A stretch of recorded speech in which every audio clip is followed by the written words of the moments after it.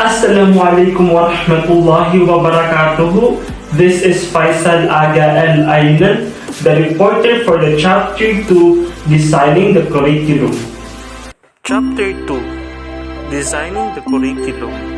Module 3, The Teacher as a Curriculum Designer. A curriculum as a planned sequence of learning experiences should be at the very heart and mind of every teacher. Every teacher as a curriculist should be involved in designing a curriculum. In fact, it is one of the teacher's role as a curriculist. As such, you will be part of the intellectual journey of your learners. You will be proving them the necessary experiences that will enable the learners what you intend them to learn.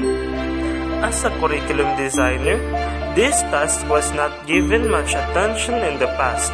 Every single day, a teacher designs a lesson or utilizes a curriculum that has been made and was previously written. Designing curriculum is a very challenging task. It is here where the style and creativity of the teacher come in. Thus, this module will provide the necessary concepts and activities that you as a teacher can refer to as you prepare yourself to be a curriculum designer. Lesson 3.1, Fundamentals of Curriculum Design. Identify the fundamentals of curriculum designing. Appreciate the task of designing a curriculum. Building on Peter Oliva's 10 axioms for curriculum designers. As we begin to discuss about curriculum designing, all teachers need to know the different axioms or theorems regarding curriculum as presented by Gordon W., Taylor R., and Oliva P. in 2019. These axioms will be used to guide curriculists in designing a curriculum. Axioms are principles that practitioners as curriculum designers can use as guidelines or a frame of reference. 10 axioms about curriculum that teachers need as reminders. Number 1. Curriculum change is inevitable, necessary, and desirable. Earlier, it was stated that one of the characteristics of curriculum is its being dynamic. Because of this, teachers should respond to the change that occur in schools and in their contexts. Societal development and knowledge revolution come so fast that the need to address the changing condition requires new curriculum design. Curriculum is a product of its time. A relevant curriculum should respond to changes brought about the current social forces, philosophical positions, psychological principles, new knowledge, and educational reforms. This is also called timeliness. Curriculum changes made earlier can exist concurrently with newer curriculum changes. A revision in a curriculum starts and ends slowly. More often, curriculum is gradually phased in and phased out. Thus, the changes that occur can coexist and oftentimes overlap for a long period of time. Curriculum change depends on people who will implement the change. Teachers who will implement the curriculum should be involved in its development, hence, should know how to design a curriculum. Because the teachers are the implementers of the curriculum, it is best that they should design and own the changes. This will ensure an effective and long-lasting changes. Curriculum development is a cooperative group activity. Group decisions in some aspects of curriculum development are suggested. Consultations with stakeholders, when possible, would add to a sense of ownership. Even learners should participate in some aspect of curriculum designing. Any significant change in the curriculum should involve a broad range of stakeholders to gain their understanding, support, and input. Curriculum development is a decision-making process made from choices of alternatives. A curriculum developer or designer must decide what contents to teach, philosophy of point of view to support, how to provide for multicultural groups, what methods or strategies, and what type of evaluation to use. Curriculum development is an ongoing process.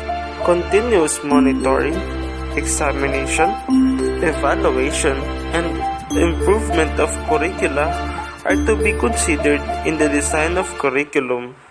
As the needs of learners change, as society changes, as new knowledge and technology appear, the curriculum must change. Curriculum development is more effective if it is a comprehensive process rather than a piecemeal.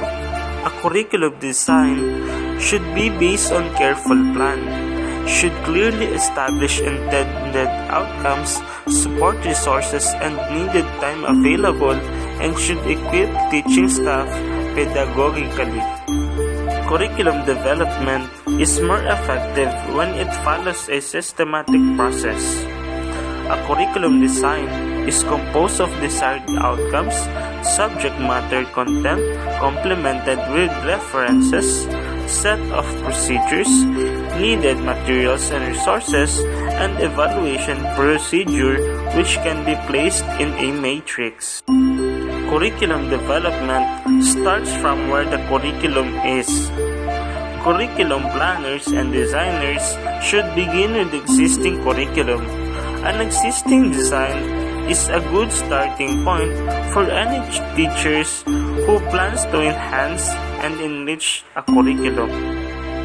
Building upon the ideas of Oliva, let us continue learning how to design a curriculum by identifying its components.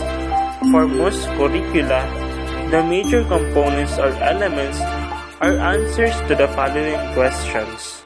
What learning outcomes need to be achieved? Intended learning outcomes.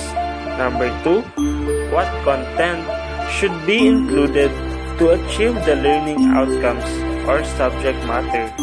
Number 3, what learning experiences and resources should be employed? Teaching learning methods. Number 4, how will you achieve learning outcomes be measured?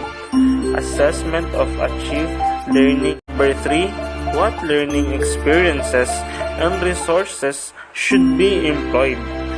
Teaching learning methods. Number 4, how will you achieve learning outcomes be measured? Assessment of achieved learning outcomes. Elements or components of curriculum design. There are many labels or names for curriculum design. Some would call it a syllabus or a lesson plan. Some would call it a unit plan or course design.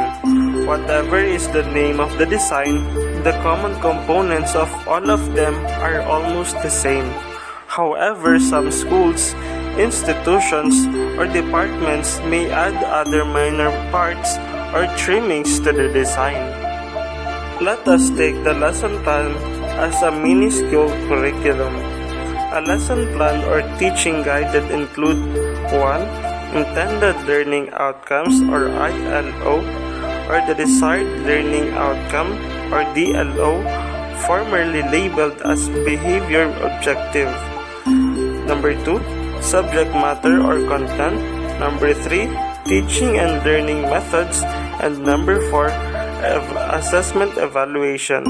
Each of these components or elements is described below. Number 1, behavioral objectives or intended learning outcomes. Begin with the end in view. The objectives or intended learning outcomes are the reasons for undertaking the learning lesson from the student's point of view. It is desired learning outcomes that is to be accomplished in a particular learning episode, engaged in by the learners under the guidance of the teacher. As a curriculum designers, the beginning of the learning journey is the learning outcomes to be achieved. In this way, both the learner and the teachers are guided by what accomplished. Behavioral objectives, intended learning outcomes, or desired learning outcomes are expressed in action words found in the revised Bloom's taxonomy of objectives, Anderson and Krathwohl 2003, for the development of cognitive skills. For the affective skills, refer to the taxonomy made by Krathwohl. For the psychomotor domains by Simpson. The statement should be made by SMART, which is specific, measurable, attainable, result-oriented, and time-bounded. For a beginner, it would help if you provide condition, performance, and extent of level of performance in the statement of the intended learning outcomes. For example, if a lesson plan intends the student to identify the parts of a simple flower as stated in the desired learning outcome, then students should have identified the parts of a simple flower at the end of the lesson. Sometimes the phrase intended learning outcomes is used to refer to the anticipated results after completing the planned activity or lesson. In framing learning outcomes, it is a good practice to express each outcomes in terms of what successful students will be able to. For example, rather than stating the students will be able to explain the reason why, it should be students must have explained the reason why. This helps students to focus on what they have to achieve as learning. It will also help curriculums devise appropriate assessment tasks. Include different kinds of outcomes. The most common are cognitive objectives, learning facts, theories, formulae, principles, and etc. And performance outcomes, learning how to carry out procedures, calculations, and processes, which typically include gathering information and communicating results. In some contexts, affective outcomes are important too, for developing attitudes or values. Example, those requires as a person and for particular profession.